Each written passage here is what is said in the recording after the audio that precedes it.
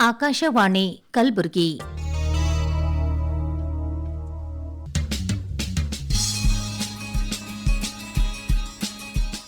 ಹೊಸ ಓದು ಪುಸ್ತಕ ಪರಿಚಯದ ಸಾಪ್ತಾಹಿಕ ಕಾರ್ಯಕ್ರಮ.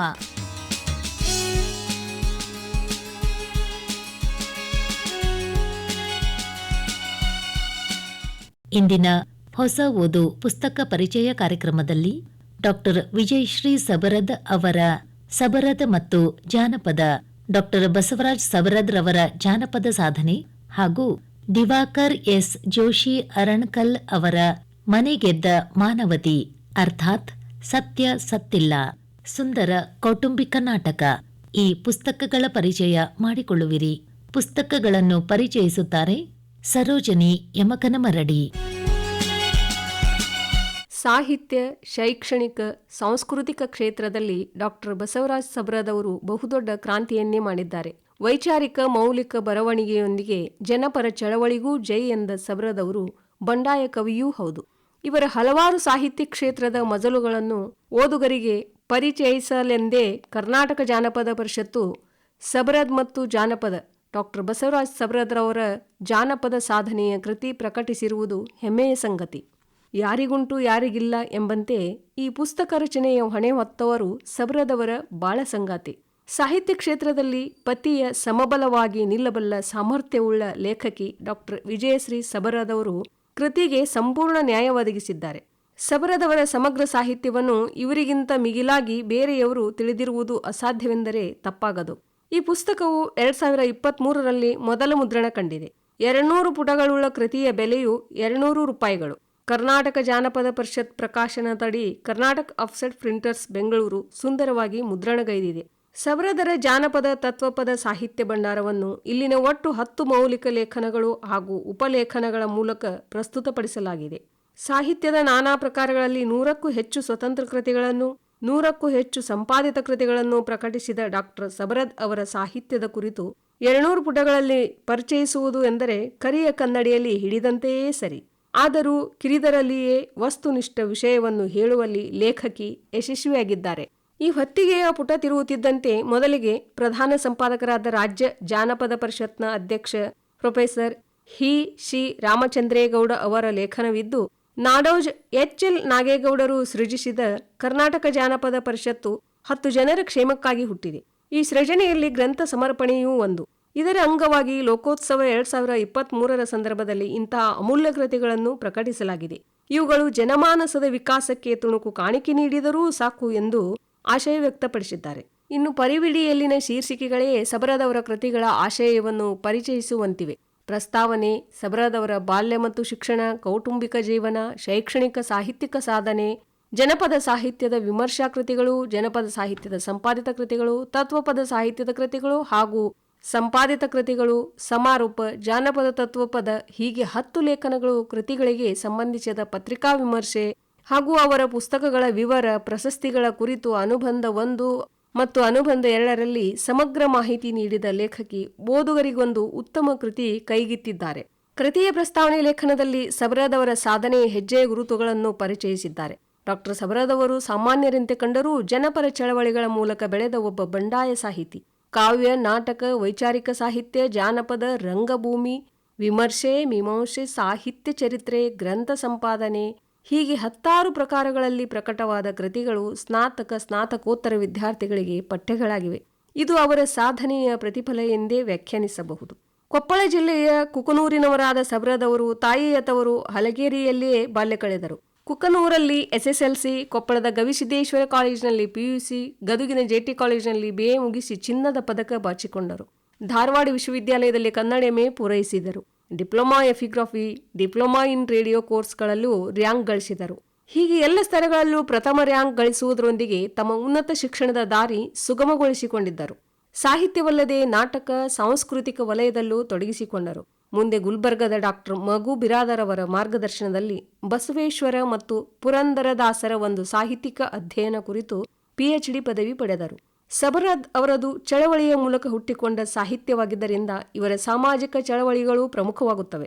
ಕನ್ನಡದಲ್ಲಿ ವಚನ ಚಳವಳಿ, ಪ್ರಗತಿಶೀಲ ಚಳವಳಿಗಳು ಚಳವಳಿಯ ಸಾಹಿತ್ಯವಾಗಿರುವಂತೆ ಬಂಡಾಯ ಚಳವಳಿ ಕೂಡ ಜನಪರ ಸಾಹಿತ್ಯವನ್ನು ಸೃಷ್ಟಿಸಿದೆ. ಈ ಹಿನ್ನೆಲೆಯಲ್ಲಿ ಸಬರದವರ ಜನಪರ ಚಳವಳಿಗಳ ಬಗೆಗೆ ತಿಳಿಯಲು ಪ್ರತ್ಯೇಕ ಅಧ್ಯಾಯವೇ ಬೇಕಾಗುತ್ತದೆ ಎಂಬುದು ವಿಜಯಶ್ರೀಯವರ ಅಭಿಮತ.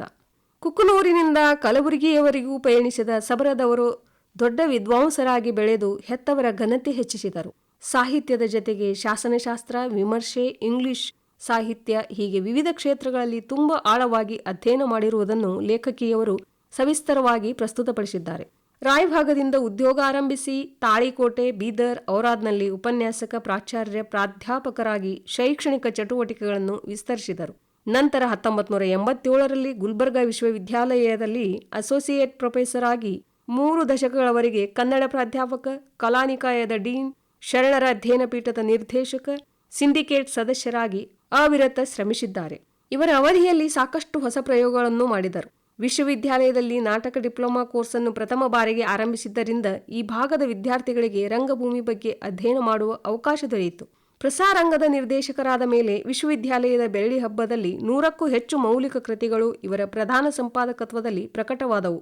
ಸ್ನಾತಕೋತ್ತರ ಕನ್ನಡ ವಿಷಯ ಮತ್ತು ಜಾನಪದ ಸ್ನಾತಕೋತ್ತರ ತರಗತಿಯ ಪಠ್ಯಕ್ರಮವನ್ನು ಪರಿಷ್ಕರಿಸಿ ಹೊಸ ಪಠ್ಯಕ್ರಮವನ್ನು ಸಿದ್ಧಪಡಿಸಿದರು.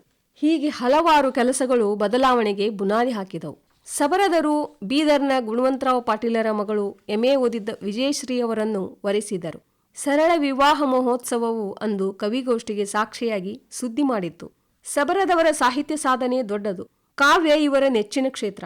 ಅನೇಕ ಹೊಸ ಪ್ರಯೋಗದೊಂದಿಗೆ 16 ಕವನ ಸಂಕಲನ ಪ್ರಕಟಿಸಿದ್ದಾರೆ. ಕಾವ್ಯವನ್ನು ಇವರು ಹಾಡುಗವಿತೆಗಳು, ಆಡುಗವಿತೆಗಳು, ಹನಿಗವಿತೆಗಳು, ಆಧುನಿಕ ವಚನಗಳು, ಗಜಲ್ಗಳು, ಶಾಯರಿಗಳು ಎಂದು ವಿಂಗಡಿಸಬಹುದು. ಇವರ ಸಾಧನೆಗೆ 40ಕ್ಕೂ ಹೆಚ್ಚು ಪ್ರಶಸ್ತಿಗಳು ಅರಿಸಿ ಬಂದಿವೆ. ಹೀಗೆ ಶೈಕ್ಷಣಿಕ ಸಾಹಿತ್ಯಿಕ ಸಾಧನೆಯೊಂದಿಗೆ ರಂಗಭೂಮಿ ನಟ ನಿರ್ದೇಶಕರಾಗಿ ಬೆಳೆದ ಇವರಿಗೆ ನಾಟಕ ಅಕಾಡೆಮಿ ಪ್ರಶಸ್ತಿ ಕೂಡ ಲಭಿಸಿದೆ. ಜನಪದ ಸಾಹಿತ್ಯದ ವಿಮರ್ಶೆಗೆ ಸಂಬಂಧಿಸಿದಂತೆ 10 ಕೃತಿಗಳ ಕೊಡುಗೆ ನೀಡಿದ್ದಾರೆ. ಜನಪದ ಕಾವ್ಯದಲ್ಲಿ ಪ್ರಣಯ ಚಿತ್ರಣ, ಜನಪದ ದೇವತೆಗಳು ಮತ್ತು ಶಿಷ್ಟ ದೇವತೆಗಳು, ಬಂಡಾಯ ಕಾವ್ಯ ಮತ್ತು ಜಾನಪದ, ಬಂಡಾಯ ಜಾನಪದ, ಬೇಂದ್ರೆ ಕಾವ್ಯ ಮತ್ತು ಜಾನಪದ, ಬಹುಮುಖಿ ಜಾನಪದ, ಜನಪದ ದೈವಗಳು, ಜಾನಪದ ಆಯಾಮಗಳು, ಜಾನಪದೀಯ ಮಹಿಳಾ ವಿಮರ್ಶೆ, ಬಹುರೂಪಿ ಜಾನಪದ ಕೃತಿಗಳ ಕುರಿತು ಲೇಖನಗಳು, ಜಾನಪದದ ವಿಸ್ತಾರ, ಮಹತ್ವ, ಅದರ ಸೊಬಗು, ವಿಶೇಷತೆ, ಹಲವು ಮಗ್ಗಲುಗಳನ್ನು ವಿಮರ್ಶೆಯ ಮೂಸೆಯಲ್ಲಿ ನೋಡಿದ್ದಾರೆ. ಬೇಂದ್ರೆಯವರ ಕಾವ್ಯದ ಮೇಲೆ ಜಾನಪದದ ಪ್ರಭಾವವಾಗಿದ್ದರೂ ಅದು ಯಥಾವತ್ತದ ಜಾನಪದವಲ್ಲ ಎಂದು ಸ್ಪಷ್ಟವಾಗಿ ಹೇಳಿದ್ದಾರೆ.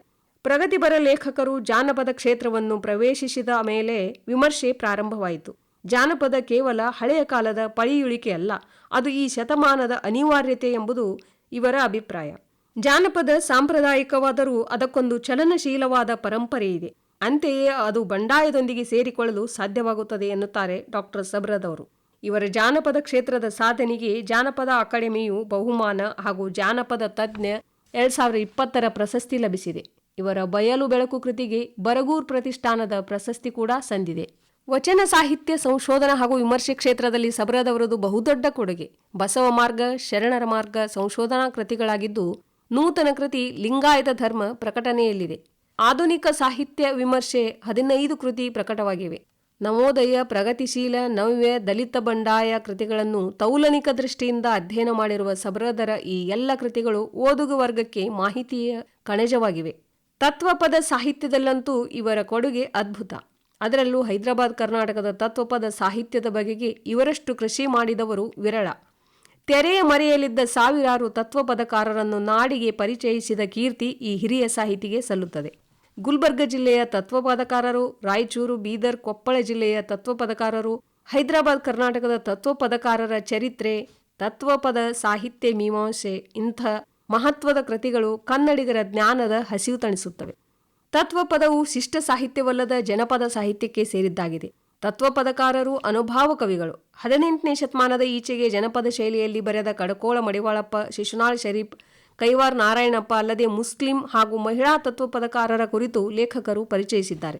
ಬಂಡಾಯ ಚಳವಳಿಯಿಂದ ಬಂದ ಲೇಖಕರಾಗಿರುವುದರಿಂದ ಜಾನಪದ ಸಾಹಿತ್ಯವನ್ನು ಇವರು ಬಂಡಾಯದ ನೆಲೆಯಲ್ಲಿ, ಸ್ತ್ರೀವಾದಿ ನೆಲೆಯಲ್ಲಿ ನೋಡುತ್ತಾರೆ. ಯಾವುದನ್ನು ವೈಭವೀಕರಿಸದೆ ಅಥವಾ ತುಚ್ಛೀಕರಿಸದೆ ವಸ್ತುನಿಷ್ಠವಾಗಿ ವಿಮರ್ಶೆಯ ವಿನಯದೊಂದಿಗೆ ಆ ಕೃತಿಗಳಿಗೆ ಸಬ್ರದವರು ನ್ಯಾಯ ಒದಗಿಸಿದ್ದಾರೆ. ಬೆನ್ನುಡಿ ಬರೆದ ಕರ್ನಾಟಕ ಜಾನಪದ ಪರಿಷತ್ ಅಧ್ಯಕ್ಷ ಪ್ರೊಫೆಸರ್ ಹಿ.ಸಿ. ರಾಮಚಂದ್ರೇಗೌಡ ಅವರು ಜಾನಪದ ಕ್ಷೇತ್ರದಲ್ಲಿ ಅಪಾರ ಸಾಧನೆ ಮಾಡಿದ ವಿಜಯಶ್ರೀ ಅವರು ರಾಜ್ಯಮಟ್ಟದ ಅನೇಕ ಪ್ರಶಸ್ತಿಗಳನ್ನು ಮುಡಿಗೇರಿಸಿಕೊಂಡಿದ್ದಾರೆ. ಡಾಕ್ಟರ್ ಬಸವರಾಜ್ ಸಬ್ರದವರ ಜಾನಪದ ಕ್ಷೇತ್ರದ ಸಾಧನೆಯನ್ನು ಇವರು ಕಣ್ಣಿಗೆ ಕಟ್ಟುವಂತೆ ಈ ಕೃತಿಯಲ್ಲಿ ಚಿತ್ರಿಸಿದ್ದಾರೆ. ಡಾಕ್ಟರ್ ಸಬ್ರದವರು ಜನಪದ ಮತ್ತು ತತ್ವಪದ ಸಾಹಿತ್ಯಕ್ಕೆ ಸಂಬಂಧಿಸಿದಂತೆ ವಸ್ತುನಿಷ್ಠವಾಗಿ ಸುಮಾರು 30 ಕೃತಿಗಳನ್ನು ರಚಿಸಿದ್ದಾರೆ. ಈ ಕೃತಿಯು ಡಾಕ್ಟರ್ ಸಬ್ರದವರ ಜಾನಪದ ಕ್ಷೇತ್ರದ ಸಾಧನೆಯನ್ನು ಹೇಳುತ್ತಲೇ ನಾಡಿನ ಜಾನಪದ ಪರಂಪರೆಯನ್ನು ಗುರುತಿಸುತ್ತದೆ. ಹೀಗಾಗಿ ಈ ಕೃತಿಯು ತುಂಬ ಮೌಲಿಕವಾಗಿದೆ ಎಂದು ಮೆಚ್ಚುಗೆ ವ್ಯಕ್ತಪಡಿಸಿದ್ದಾರೆ. ಕವಿ ಲೇಖಕ ದಿವಾಕರ್ ಎಸ್ ಜೋಶಿ ಅರಣ್ಕಲ್ ಅವರು ರಚಿಸಿದ ಮನೆಗೆದ್ದ ಮಾನವತಿ ಅರ್ಥಾತ್ ಸತ್ಯ ಸತ್ತಿಲ್ಲ ಎಂಬ ಸುಂದರ ಕೌಟುಂಬಿಕ ನಾಟಕ ಕೃತಿಯು 2023ರಲ್ಲಿ ಮೊದಲ ಮುದ್ರಣಗೊಂಡಿದೆ. ಪ್ರಕಾಶಕರು ಮಹೇಶ್ ಪ್ರಕಾಶನ್ ಅರಣ್ಕಲ್. ಗದುಗಿನ ತ್ವರಿತ ಮುದ್ರಣವು ಸುಂದರ ಚಿತ್ರವುಳ್ಳ ಮುಖಪುಟದೊಂದಿಗೆ ಮುದ್ರಣಗೈದಿದ್ದು, ಈ ಪುಸ್ತಕದ ಬೆಲೆ 100 ರೂಪಾಯಿಗಳು. 124 ಪುಟಗಳ ಈ ಕೃತಿಗೆ ರಂಗಾಯಣದ ನಿರ್ದೇಶಕರಾಗಿದ್ದ ಹಿರಿಯ ಸಾಹಿತಿ ಪ್ರಭಾಕರ್ ಜೋಶಿ ಅವರು ಮುನ್ನುಡಿ ಬರೆದಿದ್ದು, ಚಿತ್ರಕಲಾವಿದ ನಾರಾಯಣ್ ಜೋಶಿಯವರು ಬೆನ್ನುಡಿ ಬರೆದಿದ್ದಾರೆ. ಕೃತಿಯ ಮೊದಲ ಪುಟ ತೆರೆಯುತ್ತಿದ್ದಂತೆ ಲೇಖಕರು ತಮ್ಮ ತಾಯಿ ದಿವಂಗತ ಕಮಲಾಬಾಯಿಯವರಿಗೆ ಅರ್ಪಣೆಯ ನುಡಿ ಸಲ್ಲಿಸಿದ್ದಾರೆ. ಕೃತಿಗೆ ಸಹಕರಿಸಿದ ಶಾಸಕ ಅವಿನಾಶ್ ಜಾಧವ್ ಹಾಗೂ ಅಪಾರ ಗಣ್ಯರು, ಸಾಹಿತಿಗಳು, ನಾಟ್ಯ ಸಂಘದವರನ್ನು, ಕಲಾಭಿಮಾನಿಗಳು, ಸ್ನೇಹಿತರನ್ನು ಸ್ಮರಿಸಿ ಕೃತಜ್ಞತೆ ಸಲ್ಲಿಸಿದ್ದಾರೆ. ಜತೆಗೆ ಅನೇಕ ಅನುಭಾವಿಗಳು, ಅಭಿಮಾನಿಗಳು ಕೂಡ ಇಲ್ಲಿ ಕೃತಿಕಾರರಿಗೆ ಶುಭ ಹಾರೈಸಿದ್ದಾರೆ. ಈ ನಾಟಕದ ಪುಸ್ತಕವು ಪ್ರಕಟಣೆಗೂ ಮುನ್ನವೇ ಜನಮಾನಸದಲ್ಲಿ ಜಾಗ ಪಡೆದಿದೆ. ಕೈ ಬರಹವೇ ರಂಗಪರದೆ ಮೇಲೆ ಪ್ರದರ್ಶನಗೊಂಡು ವೀಕ್ಷಕರ ಮೆಚ್ಚುಗೆ ಪಡೆದಿದೆ. ಅರಣ್ಕಲ್ ಶ್ರೀ ಮೈಲಾರಲಿಂಗೇಶ್ವರ ನಾಟ್ಯ ಸಂಘವು ಇವರ ನಾಟಕವನ್ನು ಪ್ರದರ್ಶನ ಮಾಡಿದೆ. ಒಟ್ಟು 10 ಪಾತ್ರಧಾರಗಳಲ್ಲಿ 3 ಸ್ತ್ರೀ ಪಾತ್ರಗಳಿವೆ. ಕಥಾನಾಯಕ ಆನಂದ್ ಒಬ್ಬ ಸಭ್ಯ ಶಾಲಾ ಶಿಕ್ಷಕ, ಪತ್ನಿ ಶಾರದಮ್ಮ ಸಾಧ್ವಿ, ಆನಂದನ ತಮ್ಮ ವಿನೋದ್ BA ಪದವೀಧರ ನಿರುದ್ಯೋಗಿ, ಈತನ ಪತ್ನಿ ಶ್ಯಾಮಲಾ ಅಸಭ್ಯಳು, ವಿನೋದನ ಮಿತ್ರ ಸುರೇಂದ್ರ ದುಷ್ಟ, ಸಂಗಪ್ಪ ಸೌಕಾರ ಕುಟೀಲ, ಪ್ರಾಣೇಶ್ ಆನಂದನ ಮಗ, ಇನ್ನು ಶ್ಯಾಮ್ PSI ಸಭ್ಯ, ಈತ ಆನಂದನ ಸ್ನೇಹಿತ, ರಾಮಯ್ಯ ಮುತ್ತಿನ ವ್ಯಾಪಾರಿ, ಖಾದರ್ ಸಾಬ್ ಕೊಡ ರಿಪೇರಿ ಮಾಡುವವ, ಕಾಶಿಬಾಯಿ ಗೌಳಗಿತ್ತಿ ಇವರೆಲ್ಲ ಹಾಸ್ಯ ಪಾತ್ರಧಾರಿಗಳು. 30 ಪ್ರವೇಶಗಳ ಈ ಕೌಟುಂಬಿಕ ನಾಟಕದಲ್ಲಿ ನವಿರಾದ ಹಾಸ್ಯ, ವ್ಯಂಗ್ಯ, ವಿಡಂಬನೆ, ಮನರಂಜನೆ ಜತೆಗೆ ಸಮಾಜಕ್ಕೆ ಉತ್ತಮ ಸಂದೇಶವಿದೆ. ನಾಟಕದ ಮುಖ್ಯ ಪಾತ್ರಧಾರಿ ಶಾಲಾ ಶಿಕ್ಷಕ ಆನಂದ. ಇವನ ತಮ್ಮ ವಿನೋದ್ ಕೆಲಸ ಹುಡುಕಿ ಬೆಂಗಳೂರಿಗೆ ಹೋದಾಗ ಸುರೇಂದ್ರ ಎಂಬಾತನ ಗೆಳೆತನವಾಗುತ್ತದೆ. ಇವನೊಬ್ಬ ಮಿತ್ರದ್ರೋಹಿ. ಅವನ ಕುಟಿಲ ಕಾರಸ್ಥಾನದಿಂದಾಗಿ ಸುಂದರ ಕುಟುಂಬವೆನಿಸಿದ್ದ ಆನಂದನ ಸಂಸಾರ ಬೀದಿಗೆ ಬೀಳುತ್ತದೆ. ಆನಂದನ ಪತ್ನಿ ಶಾರದಮ್ಮಳ ತ್ಯಾಗದ ಫಲದಿಂದ, ಸಹನೆ ಸದ್ಗುಣದಿಂದ ಹಾಗೂ ಸ್ನೇಹಿತ PSI ಶ್ಯಾಮನ ನೆರವಿನಿಂದಾಗಿ ಕೊನೆಗೂ ಇವರಿಗೆ ಬಂದೊದಗಿದ ಕಂಟಕದಿಂದ ಪಾರಾಗುತ್ತಾರೆ. ಕುಟುಂಬವು ಸುಧಾರಣೆ ಕಂಡು ಮೊದಲಿನಂತೆ ಸಂತಸದಿಂದ ಬಾಳುತ್ತಾರೆ. ಈ ಮಧ್ಯೆ ಸಾವುಕಾರ ಸಂಗಪ್ಪ, ವಿನೋದನ ಹೆಂಡತಿ ಶ್ಯಾಮಲಾ ಹಾಗೂ ಸುರೇಂದ್ರನ ಒಳಾಟಗಳು ನಾಟಕಕ್ಕೆ ತಿರುವು ನೀಡುತ್ತವೆ. ಶ್ಯಾಮಲಾ ಸುರೇಂದ್ರನ ಮೋಸದ ಪ್ರೇಮ ಜಾಲಕ್ಕೆ ಸಿಲುಕಿ ಮಾನಗೇಡಿಯಾಗಿ ಜೀವನ ಹಾಳು ಮಾಡಿಕೊಳ್ಳುತ್ತಾಳೆ. ಇಬ್ಬರೂ ಸೇರಿ ಮನೆಯನ್ನೇ ದೋಚುತ್ತಾರೆ. ತನ್ನ ತಪ್ಪು ಮುಚ್ಚಿ ಹಾಕಲು ಹಿರಿಯನಿಗೇಣಿ ಶಾರದಮ್ಮಳ ಮೇಲೆ ಅಪವಾದ ಹೊರಿಸುತ್ತಾಳೆ. ಈ ನಾಟಕದಲ್ಲಿ ಸತ್ಯ ಅಸತ್ಯಗಳ ಹೋರಾಟ, ಮೋಸ ವಂಚನೆಯ ಮೇಲಾಟದ ಮಧ್ಯೆ ಸತ್ಯಕ್ಕೆ ಬೆಲೆ ಕೊಟ್ಟು ಪ್ರಾಮಾಣಿಕತನ ಮೈಗೂಡಿಸಿಕೊಂಡ ಶಾರದಾ ಮಾನವೀಯ ಮೌಲ್ಯವನ್ನು ಮೆರೆಸುತ್ತಾಳೆ. ಮಾನವತಿಯಾಗಿ ಬಾಳುವುದರ ಜೊತೆಗೆ ಬೀದಿಗೆ ಬಿದ್ದ ಕುಟುಂಬವನ್ನು ಮತ್ತೆ ಒಗ್ಗೂಡಿಸುತ್ತಾಳೆ. ಇಲ್ಲಿಗೆ ನಾಟಕವು ಸುಖಾಂತ್ಯಗೊಳ್ಳುತ್ತದೆ. ಇನ್ನು ಖಾದರ್ ಸಾಬ್, ಕಾಶಿಬಾಯಿ, ಮುತ್ತಿನ ವ್ಯಾಪಾರಿಯ ವಿನೋದದ ಮಾತುಗಳು, ನಗೆ ಚಟಾಕಿಗಳು ನಾಟಕಕ್ಕೆ ಹಾಸ್ಯ ಲೇಪನ ನೀಡುತ್ತವೆ. ಇದಿಷ್ಟು ನಾಟಕದ ಹಂದರ. ಮಿತ್ರದ್ರೋಹ ಮಾಡಿದರೂ ತಮ್ಮ ಕ್ಷಮಾಗುಣ ತ್ಯಾಗದಿಂದ ಮನಗೆಲ್ಲುವ ಮಾನವತಿಯ ಕಥೆಯನ್ನು ನಾಟಕ ರೂಪದಲ್ಲಿ ಹೆಣೆದು ಮೊದಲ ಬಾರಿಗೆ ನಾಟಕಕಾರರಾಗಿ ಹೊರಹೊಮ್ಮಿದ್ದಾರೆ ಲೇಖಕರು. ಸಾಹಿತಿ ಪ್ರಭಾಕರ್ ಜೋಶಿಯವರು ಮುನ್ನುಡಿಯಲ್ಲಿ ಹೀಗೆ ಹೇಳಿದ್ದಾರೆ: ದಿವಾಕರ್ ಜೋಶಿಯವರು ಮನೆಗೆದ್ದ ಮಾನವತಿ ಅರ್ಥಾತ್ ಸತ್ಯ ಸತ್ತಿಲ್ಲ ಎಂಬ ಸುಂದರ ಕೌಟುಂಬಿಕ ನಾಟಕ ಬರೆಯುವ ಮೂಲಕ ವೃತ್ತಿ ಶೈಲಿಯ ನಾಟಕ ರಚನಾ ಪರಂಪರೆಯನ್ನು ಮುಂದುವರಿಸಿದ್ದಾರೆ. ಅವರಿಗೆ ಬರಹದ ಶಕ್ತಿ ಇದೆ, ಲೋಕಜ್ಞಾನ, ಸಾಮಾನ್ಯ ಜ್ಞಾನವೂ ಇದೆ. ಇದರ ಫಲವಾಗಿ ನಾಟಕಗಳು ರಂಗದ ಮೇಲೆ ಇನ್ನಷ್ಟು ವಿಜೃಂಭಿಸಲಿ ಎಂದು ಶುಭ ಕೋರಿದ್ದಾರೆ. ನಾಟಕವು ಬೇಗ ಜನರನ್ನು ತಲುಪುವ ಮಾಧ್ಯಮವಾಗಿದೆ. ಸಮಾಜದ ನ್ಯೂನ್ಯತೆ, ಲೋಪದೋಷ, ಧರ್ಮ ಅಧರ್ಮಗಳು ಇಲ್ಲಿ ವಿಷಯ ವಸ್ತುಗಳಾಗಿವೆ. ನೆಲದ ಮಾತುಗಳು ಅಂದರೆ ಬೀದರ್ ಕಲಬುರಗಿಯ ಆಡುಭಾಷೆಯಲ್ಲಿ ಬರುವ ಗಾದೆ ನುಡಿಮುತ್ತುಗಳು ಬಹುಬೇಗ ಪ್ರೇಕ್ಷಕ ಓದುಗರಿಗೆ ಮನಮುಟ್ಟುತ್ತವೆ. ಖಾದರ್ ಪಾತ್ರದ ಮೂಲಕ ಉರ್ದು ಮಿಶ್ರಿತ ಕನ್ನಡದ ಡೈಲಾಗ್ಗಳು ಕಳೆಗಟ್ಟಿವೆ. ಪ್ರತಿ ಪಾತ್ರಧಾರಿಗಳಿಗೆ ಆಯಾ ಪಾತ್ರಕ್ಕೆ ತಕ್ಕಂತೆ ಸುಲಲಿತ ಸಂಭಾಷಣೆ ಬರೆದು ಪ್ರೇಕ್ಷಕರ ಮನಸ್ಸು ಬಿಗಿದು ಕಟ್ಟುವಂಥ ದೃಶ್ಯಗಳನ್ನು ಹೆಣೆದು ನಾಟಕ ಕಲೆಯನ್ನು ಉಳಿಸಿ ಬೆಳೆಸುವ ಸಾಮಾಜಿಕ ಕಳಕಳಿ ಜೋಶಿಯವರ ಕೃತಿಯಲ್ಲಿ ಎದ್ದು ಕಾಣುತ್ತಿದೆ. ನಾರಾಯಣ್ ಜೋಶಿಯವರು ಬೆನ್ನುಡಿ ಬರೆದಿದ್ದು, ದಿವಾಕರ್ ಜೋಶಿಯವರು ಮಾಣಿಕಪ್ರಭು ಸಂಸ್ಥಾನದಲ್ಲಿ ತಂದೆಯವರಿಂದ ಸಂಸ್ಕಾರ ಪಡೆದುಕೊಂಡು ವೈದಿಕ ವೇದಗಳ ಅಧ್ಯಯನ ಎಲ್ಲ ವಿದ್ಯೆಗಳನ್ನು ಕಲಿತು ಇಂದಿಗೂ ಮುಂದುವರಿಸಿದ್ದಾರೆ. ಜತೆಗೆ ಸಾಹಿತ್ಯದ ಗೀಳು ಬೆಳೆಸಿಕೊಂಡವರು. ಮನೆಗೆದ್ದ ಮಾನವತಿ ಅರ್ಥಾತ್ ಸತ್ಯ ಸತ್ತಿಲ್ಲ ಕೌಟುಂಬಿಕ ನಾಟಕ ಕೃತಿಯು ಸಮಾಜಕ್ಕೆ ಕೈಗನ್ನಡಿಯಾಗಿದ್ದು ಯುವಕರಿಗೆ ಮಾರ್ಗದರ್ಶನವಾಗಲಿ ಎಂದು ಆಶಯ ವ್ಯಕ್ತಪಡಿಸಿದ್ದಾರೆ. ಕಲಬುರಗಿಯ ಗಂಗೋತ್ರಿ ವೇದ ಪಾಠಶಾಲೆಯ ಮೋಹನ್ ಭಟ್ ಜೋಶಿ ಅವರು ಆಶೀರ್ವಾದ ನುಡಿ ಬರೆದಿದ್ದು, ಪುತ್ರ ದಿವಾಕರ್ ಭಟ್ ಜೋಶಿ ಅವರು ಬರೆದ ನಾಟಕ ಸತ್ಯಾಸತ್ಯದ ಹೋರಾಟದ ಈ ಕೃತಿ ಸಮಾಜಕ್ಕೆ ಮಾರ್ಗದರ್ಶಕವಾಗಲಿ, ಎಲ್ಲ ಕಲೆಗಳು ಮುಂದುವರಿಸಿಕೊಂಡು ಹೋಗಲಿ ಎಂದು ಹರಿಸಿದ್ದಾರೆ. ಕೃತಿಕಾರ ದಿವಾಕರ್ ಅವರು ಹೀಗೆ ಹೇಳಿದ್ದು, ನಾ ಬರೆದ 5 ಕೃತಿಗಳಲ್ಲಿ ಅಚ್ಚಾಗಿ ಹೊರಬರುತ್ತಿರುವ ಮನೆಗೆದ್ದ ಮಾನವತಿ ಅರ್ಥಾತ್ ಸತ್ಯ ಸತ್ತಿಲ್ಲ ಮೊದಲ ಕೃತಿಯಾಗಿದೆ. ವಿದ್ಯಾರ್ಥಿ ದಿಸೆಯಿಂದಲೂ ಜಾನಪದ, ಭಕ್ತಿಗೀತೆ, ತತ್ವಪದಗಳು, ಕವನಗಳು, ಚುಟುಕು ಸಾಹಿತ್ಯದ ಮೂಲಕ ದಿವಾಕರ್ ಜೋಶಿ ಅವರು ಪರಿಚಿತರಾಗಿದ್ದಾರೆ. ಇವರು ಇನ್ನಷ್ಟು ಎತ್ತರಕ್ಕೆ ಬೆಳೆಯಲಿ ಎಂದು ರಾಜಕೀಯ ಮುಖಂಡ ಶಿವರಾಜ್ ಪಾಟೀಲ್ ಹಾರೈಸಿದ್ದಾರೆ. ನಿವೃತ್ತ PSI ವಸಂತರಾವ್ ಕುಲಕರ್ಣಿಯವರು ಈ ನಾಟಕವು ನೀತಿ ಪಾಠ ಕಲಿಸುತ್ತದೆ ಎಂದು ಕೊಂಡಾಡಿದ್ದಾರೆ. ಕಂದಾಯ ಇಲಾಖೆಯ ಪ್ರಶಾಂತ್ ಕುಲಕರ್ಣಿ, ಮರುತೂರ್, ಲಕ್ಷ್ಮೀಕಾಂತ್ ಜೋಶಿ, ರಟ್ಕಲ್ ಶ್ರೀ ಸಿದ್ದರಾಮ ಸ್ವಾಮಿಗಳು, ರೇವಗಿಯ ಶಿಕ್ಷಕ ಶಿವಯೋಗಿ ಮಠಪತಿ ಅನೇಕರು ಅನುಭವ ಹಂಚಿಕೊಂಡಿದ್ದಾರೆ. ಜೋಶಿಯವರು ಇನ್ನಷ್ಟು ಸಾಹಿತ್ಯ ಕೃಷಿಗೈಲಿ ಎಂದು ಆಶಿಸೋಣ. ಇದುವರೆಗೆ ಹೊಸ ಓದು ಪುಸ್ತಕ ಪರಿಚಯ ಕಾರ್ಯಕ್ರಮದಲ್ಲಿ ಡಾಕ್ಟರ್ ವಿಜಯಶ್ರೀ ಸಬರದ್ ಅವರ ಸಬರದ್ ಮತ್ತು ಜಾನಪದ, ಡಾಕ್ಟರ್ ಬಸವರಾಜ್ ಸಬರದ್ ರವರ ಜಾನಪದ ಸಾಧನೆ ಹಾಗೂ ದಿವಾಕರ್ ಎಸ್ ಜೋಶಿ ಅರಣಕಲ್ ಅವರ ಮನೆಗೆದ್ದ ಮಾನವತಿ ಅರ್ಥಾತ್ ಸತ್ಯ ಸತ್ತಿಲ್ಲ ಸುಂದರ ಕೌಟುಂಬಿಕ ನಾಟಕ ಈ ಪುಸ್ತಕಗಳ ಪರಿಚಯ ಮಾಡಿಕೊಂಡಿರಿ. ಪುಸ್ತಕಗಳನ್ನು ಪರಿಚಯಿಸಿದವರು ಸರೋಜನಿ ಯಮಕನಮರಡಿ.